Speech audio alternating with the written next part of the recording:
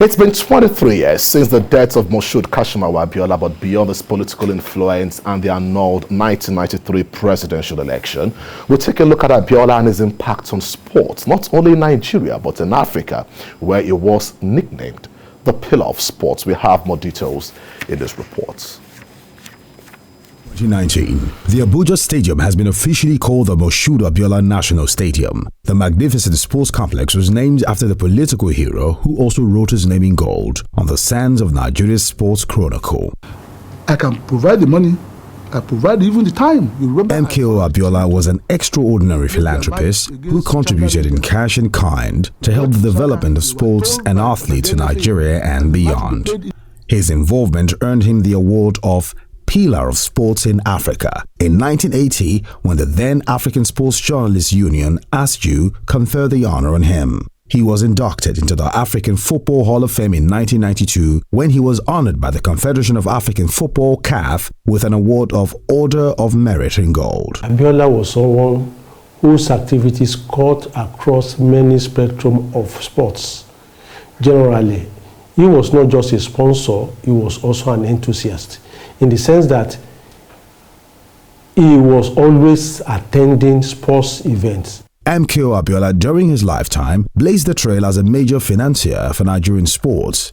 His devotion and passion for sports and humanity made many sportsmen and women beneficiaries of his educational and training scholarships, regardless of their tribe and creed. Anytime a Nigerian team traveled out, he was always reaching out to them, rewarding them financially, motivating them financially, and he did these things in such a way that his interest cut across all the social, cultural aspect of Nigeria.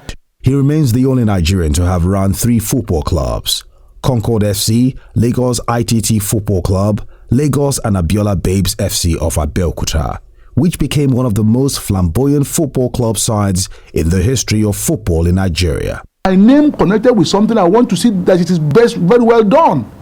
If the Abiola Babes, then Abiola has to be there. Abiola Babes was his flagship club, and the team was reputably known to be the best club in terms of players, welfare, and general administration. The club won the Nigerian FA Cup in 1985 and 1987 and had Nigeria's football stars such as Muda Lawal, Rashidi Yekini, Friday Ekpo, Toyin Ayinla, Dominic Lofa, Best Ogedengbe, and Yisa Shofoluwe on its payroll.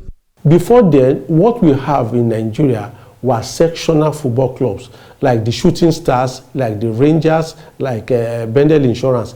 And the catchment area for those clubs were always players within their area of influence. As at that time, you can hardly see a Yoruba man crossing to Rangers, going to the east to play for Rangers. And at the same time, you hardly see an Igbo man coming to the west and say he was playing for a popular club like the then IICC Shooting Stars. But Abiola erased that. When he set up the Abiola Babes, he got players from all over Nigeria. MKO Abiola sponsored various sports activities in Nigeria and 14 other African countries, including competitions named after other persons, such as the Asheko National Swimming Competition and the then AAA Junior Athletics Championships. Unknown to many, the late Abiola was an athlete who won the All Nigeria School Athletics Championship and the middleweight amateur boxing title as a teenager. He rendered such tremendous support to boxing that the International Amateur Boxing Association (AIBA) made him a member of its World Business Commission. Abiola chaired the committee that raised funds for Nigeria's participation at the Los Angeles Olympics in 1994. He also led the Presidential Monitoring Committee that works to improve facilities, leading to Nigeria hosting the World Youth Championships in 1999. He donated the CAF Cup trophy in 1992 and was the sole sponsor of the African Footballer of the Year award until his death in 1998, when CAF had to seek corporate sponsorship for the event. The Abiola CAF Cup that he donated, I was the one who did the design. The original Africa Footballer of the Year trophy, which he donated in 1980 and got damaged, and because I was organizing the event for him, at least for 1990 and 1991. The late MKO Abiola was an important figure to African sports development, and his absence left a vacuum left yet to be filled many years after his demise.